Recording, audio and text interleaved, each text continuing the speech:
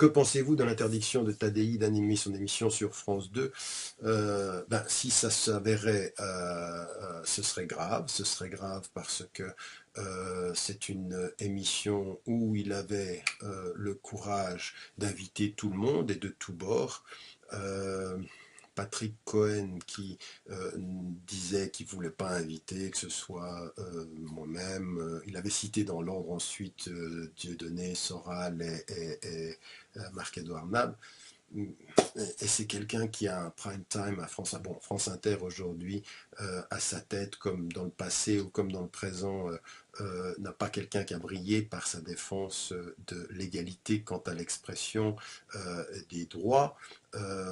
Patrick Cohen dit ceci, et il dit ceci à Tadi en disant je ne peux pas. Et puis finalement, il y a sans doute des pressions. Je pense qu'il appartient aux citoyens français, à vous, qui êtes en France par exemple, qui regardez la télévision, de vous exprimer, de dire quelque chose. C'est une des émissions dans lesquelles il y avait une liberté, il y a des gens qui n'étaient pas d'accord et qui s'exprimaient. Faire en sorte que cette émission disparaisse, eh bien, euh, je veux dire, c'est absolument incroyable. Même, je veux dire, dans l'émission, on n'est pas couché. Ce qu'on a pu me dire après mon intervention, en me laissant entendre directement, vous ne serez jamais plus invité. Je veux dire, ce que d'ailleurs Ardisson avait dit en d'autres temps à d'autres.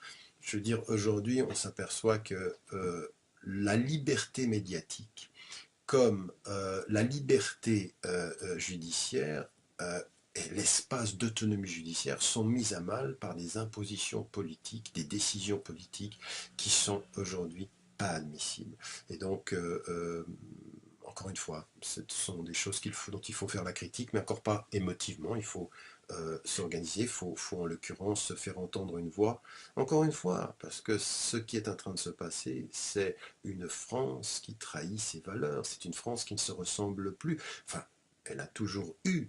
Il y a eu toujours les deux France. Il y a toujours eu des Français qui n'étaient pas à la hauteur des valeurs exposées, exprimées de la France. Mais il appartient aux citoyens aujourd'hui de réconcilier ce pays avec ses valeurs, en particulier sur cette question-là.